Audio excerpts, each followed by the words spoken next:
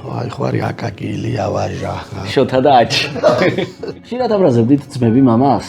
ერთადერთი რაც ყოველთვის აღსანიშნავი იყო ჩვენს ურთიერთობაში, რომ არ უნდა გვეთქვა ტყვილი რა. იმიტომ რომ ნუ მამა ვარო, რაც არ უნდა მოხდეს, ხო მაინც მამა ვარო, თქვენ მაინც ჩულები ხართო და ნერვიულობის თემაზე წავედით და რევას გიორგი კარგახანი იყო ამერიკაში, რამდენიმე წუთს სწავლობდა.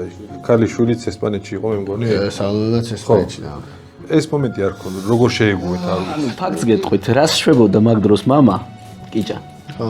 და რა შვებით თქვენ? ბავშვს არ უნდა ჭამა. რას აკეთებდა კიჭა და რას აკეთებდა აჩი? იცოდა შეკითხვა რა. აი ესე დღეს ბორჯდალევთ თუ სუპს? აჩის და შოთის აუციცხე და როგორ იქცეოდა მამაში და როგორ იქცევა აჩი ახლა. ყველა საფეხბურთო გვარია მე მგონი არველაძე. თქვენი ესტაფეტა გააგრძელა ვატომ? რა ემოცია იყო, როცა ვატომ ეროვნულ ნაკრების მაისურით გოლი გაიტანა? მე ჩემ მეუღლეს ყიდულობდი მაგალითად შოკოლადებს, სნიკერსებს და ანუ ეს ისეთი რამე. მე ვიცი რომ ლექსებსაც უწერდით. ლექსებიც დამეწერია კი. ხო არ გახსოვთ რომელია. ფილმი როგორ მომართავენ, აჩი თუ მამა?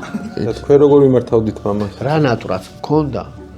არც ერთი ის ნატურა არ აქვს ჩვენში. ესეთი თამაში მქონდა, რაღაცას ტელევიზორში უნდა შეგეერთებინა და ესე ტკ ტკ და ეს ტენისივით რაღაცა ბურთი უნდა დაგეჭირა და რა ერქვა მაგას, რაღაცა ხმა მქონდა და ეს იყო ყველაზე და გახსოვს? კი, როგორ არა მაგალითად უნდა გაგეძრომიალა თან ყველას კი არა ყველა კი ვერ შვებოდა მაგას ერთი ორი ისეთი მოსატეხი შესაძრომი სხვა რეალობაში ცხოვრობენ ჩვენი შვილები შენიც ეგამბავლა და ჩემ მეუღლეს აქვს ბავშვობაში ჩემ ახალ წელს თოვლის ბაბუამ ბალიშის ქვეშ დამიდო კალკულატორიო და ყველაზე ბედნიერი ბავშვი ვიყავიო და ეხლა რო კალკულატორი აჩუქო შენ შულს არა ის შენ რო თბილისში გოგო მოგწონდა იმისთვის რომ კალკულატორი გეჩუქებინა რა ვიცი შეიძლება იმ დროს მომწონდა რომ შეიძლება მოწონ გახარებოდა კალკულატორი ხო სომხური არა ქართულია 100%-იანი ქართულია